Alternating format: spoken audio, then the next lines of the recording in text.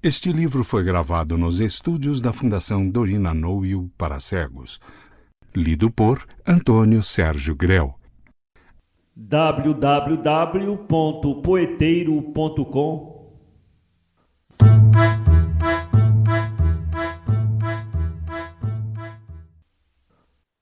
O caso da vara. Autor Machado de Assis. Damião fugiu do seminário às 11 horas da manhã de uma sexta-feira de agosto. Não sei bem o ano. Foi antes de 1850. Passados alguns minutos, parou vexado. Não contava com o efeito que produzia nos olhos da outra gente aquele seminarista que ia espantado, medroso, fugitivo. Desconhecia as ruas, andava e desandava. Finalmente parou. Para onde iria? Para casa? Não, lá estava o pai que o devolveria ao seminário, depois de um bom castigo. Não assentara no ponto de refúgio porque a saída estava determinada para mais tarde. Uma circunstância fortuita a apressou. Para onde iria? Lembrou-se do padrinho, João Carneiro, mas o padrinho era um moleirão, sem vontade, que por si só não faria coisa útil. Foi ele que o levou ao seminário e o apresentou ao reitor. Trago-lhe o grande homem que há de ser, disse ele ao reitor. Venha, acudiu este, venha o grande homem, contanto que seja também humilde e bom. A verdadeira grandeza é chã, moço. Tal foi a entrada. Pouco tempo depois, fugiu o rapaz ao seminário. Aqui o vemos agora na rua, espantado, incerto, sem atinar com refúgio nem conselho. Percorreu de memória as casas de parentes e amigos, sem se fixar em nenhuma. De repente exclamou, vou pegar-me com sinhá Rita. Ela manda chamar meu padrinho, diz-lhe que quer que eu saia do seminário, talvez assim. Sinhá Rita era uma viúva querida de João Carneiro. Damião tinha umas ideias vagas dessa situação e tratou de a aproveitar. Onde morava? Estava tão atordoado que só daí a alguns minutos é que lhe acudiu à casa. Era no Largo do Capim. Santo nome de Jesus! Que é isto? Bradou sinhá Rita, sentando-se na marquesa onde estava reclinada. Damião acabava de entrar espavorido. No momento de chegar à casa, vira passar um padre e deu um empurrão à porta que, por fortuna, não estava fechada à chave nem ferrolho. Depois de entrar, espiou pela rótula a ver o padre. Este não deu por ele e ia andando. Mas o que é isto, senhor Damião? Bradou novamente a dona da casa, que só agora o conhecera. Que vem fazer aqui? Damião, trêmulo, mal podendo falar, disse que não tivesse medo, não era nada, ia explicar tudo. Descanse e explique-se. Já lhe digo, não pratiquei nenhum crime, isso juro. Mas espere. Sinhá Rita olhava para ele espantada e todas as crias de casa e de fora que estavam sentadas em volta da sala, diante das suas almofadas de renda, todas fizeram parar os bilros e as mãos. Sinhá Rita vivia principalmente de ensinar a fazer renda, crivo e bordado. Enquanto o rapaz tomava fôlego, ordenou às pequenas que trabalhassem e esperou. Afinal, Damião contou tudo, o desgosto que lhe dava o seminário. Estava certo de que não podia ser bom padre. Falou com paixão, pediu-lhe que o salvasse. Como assim? Não posso fazer nada. Pode, querendo. Não, replicou ela abanando a cabeça, não me meto em negócios de sua família, que mal conheço. E então seu pai, que dizem que é zangado. Damião viu-se perdido, ajoelhou-se-lhe aos pés, beijou-lhe as mãos, desesperado. Pode muito, sinhá Rita, peço-lhe pelo amor de Deus, pelo que a senhora tiver de mais sagrado, por alma do seu marido, salve-me da morte, porque eu mato-me se voltar para aquela casa. Sinhá Rita, lisonjeada com as súplicas do moço, tentou chamá-lo a outros sentimentos. A vida de padre era santa e bonita, disse-lhe ela. O tempo lhe mostraria que era melhor vencer as repugnâncias e um dia... Não, nada, nunca, redarguia Damião, abanando a cabeça e beijando-lhe as mãos, e repetia que era sua morte. Sinhá Rita hesitou ainda muito tempo, afinal perguntou-lhe por que não ia ter com o padrinho. Meu padrinho? Esse ainda é pior que papai. Não me atende, duvido que atenda ninguém. Não atende? Interrompeu sinhá Rita, ferida em seus brios. Ora, eu lhe mostro se atende ou não. Chamou um moleque e bradou-lhe que fosse à casa do senhor João Carneiro, chamá-lo, já e já, e se não estivesse em casa, perguntasse onde podia ser encontrado, e corresse a dizer-lhe que precisava muito de lhe falar imediatamente. Anda, moleque! Damião suspirou alto e triste. Ela, para mascarar a autoridade com que dera aquelas ordens, explicou ao moço que o senhor João Carneiro fora amigo do marido e arranjara-lhe algumas crias para ensinar. Depois, como ele continuasse triste encostado a um portal, puxou-lhe o nariz rindo. Ande lá, seu padreco, descanse que tudo se há de arranjar.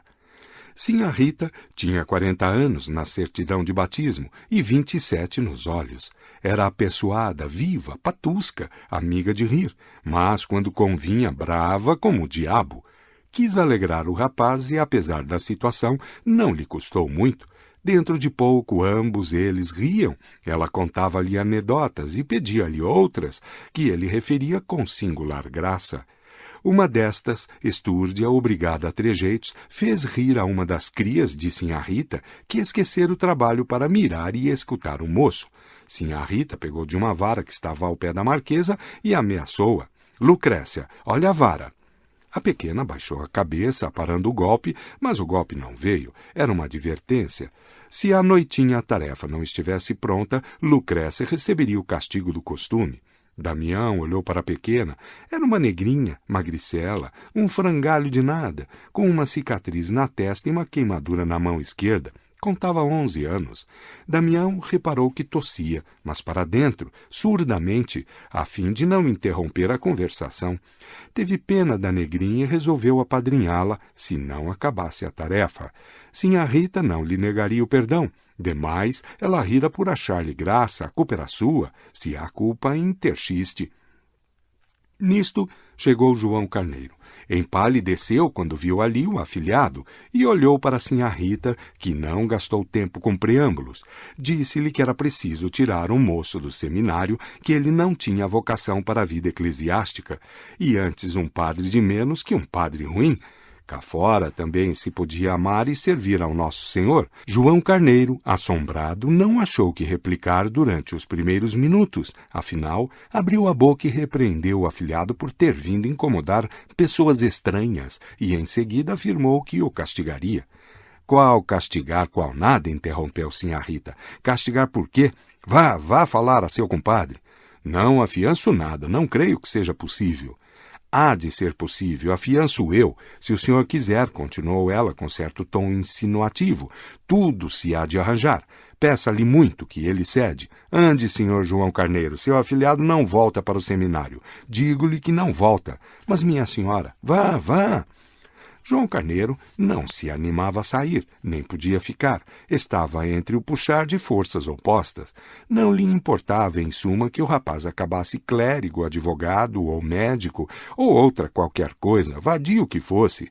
Mas o pior é que lhe cometiam uma luta ingente com os sentimentos mais íntimos do compadre, sem certeza do resultado. E se este fosse negativo, outra luta com Sinhá Rita, cuja última palavra era ameaçadora. Digo-lhe que ele não volta. Tinha de haver por força um escândalo. João Carneiro estava com a pupila desvairada, a pálpebra trêmula, o peito ofegante. Os olhares que deitava a Sinhá Rita eram de súplica, mesclados de um tênue raio de censura. Por que ele não pedia outra coisa? Por que ele não ordenava que fosse a pé, debaixo de chuva, a Tijuca ou Jacarepaguá? Mas logo persuadir ao compadre que mudasse a carreira do filho. Conhecia o velho, era capaz de lhe quebrar uma jarra na cara. Se o rapaz caísse ali de repente, apoplético, morto, era uma solução. Cruel, é certo, mas definitiva. Então, insistiu Sinhá Rita, ele fez-lhe um gesto de mão que esperasse, coçava a barba procurando um recurso. Deus do céu, um decreto do Papa dissolvendo a igreja, ou, pelo menos, extinguindo os seminários, faria acabar tudo em bem. João Carneiro voltaria para casa e ia jogar os 3 sets. Imaginai que o barbeiro de Napoleão era encarregado de comandar a batalha de Austerlitz, mas a igreja continuava, os seminários continuavam, o afilhado continuava, cozido à parede, olhos baixos, esperando, sem solução apoplética. Vá, vá, disse sinhá Rita, dando-lhe o chapéu e a bengala. Não teve remédio. O barbeiro meteu a navalha no estojo, travou da espada e saiu à campanha. Damião respirou. Exteriormente deixou-se estar na mesma, olhos fincados no chão, acabrunhado. Sinhá Rita puxou-lhe desta vez o queixo. Ande jantar, deixe de melancolias. A senhora crê que ele alcance alguma coisa? Há de alcançar tudo, redarguiu sinhá Rita, cheia de si. Ande que a sopa está esfriando. Apesar do gênio galhofeiro de sinhá Rita e do seu próprio espírito leve, Damião esteve menos alegre ao jantar que na primeira parte do dia. Não fiava do caráter mole do padrinho. Contudo, jantou bem e, para o fim, voltou às pilhérias da manhã. À sobremesa, ouviu um rumor de gente na sala e perguntou se o vinham prender. Hão de ser as moças. Levantaram-se e passaram à sala. As moças eram 5 vizinhas que iam todas as tardes tomar café com sinhá Rita e ali ficavam até o cair da noite. As discípulas, fim do jantar delas, tornaram as almofadas do trabalho. Sinhá Rita presidia todo esse mulherio de casa e de fora. O sussurro dos bilros e o palavrear das moças eram ecos tão mundanos, tão alheios à teologia e ao latim, que o rapaz deixou-se ir por eles e esqueceu o resto. Durante os primeiros minutos, ainda houve da parte das vizinhas certo acanhamento, mas passou depressa. Uma delas cantou uma modinha ao som da guitarra tangida por sinhá Rita, e tarde foi passando depressa. Antes do fim, sinhá Rita pediu a Damião que contasse certa anedota que lhe agradara muito. Era tal que fizera rir Lucrécia. Ande, senhor Damião, não se faça de rogado que as moças querem ir embora. Vocês vão gostar muito. Damião não teve remédio senão obedecer. Malgrado o anúncio e a expectação que serviam a diminuir o xiste e o efeito, a anedota acabou entre risadas das moças. Damião, contente de si, não esqueceu Lucrécia e olhou para ela, a ver se rira também. Viu-a com a cabeça metida na almofada para acabar a tarefa. Não ria, ou teria rido para dentro, como tossia. Saíram as vizinhas e a tarde caiu de todo. A alma de Damião foi-se fazendo tenebrosa antes da noite.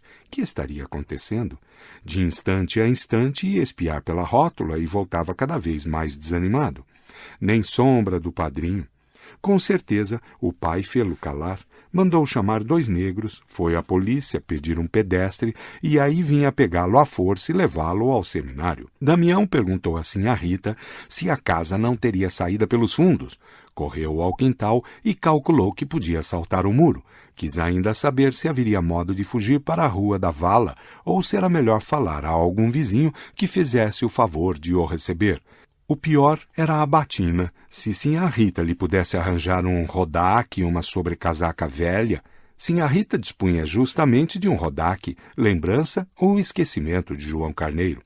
Tenho um rodaque do meu defunto, disse ela rindo, mas para que está com esses sustos? Tudo se há de arranjar, descanse.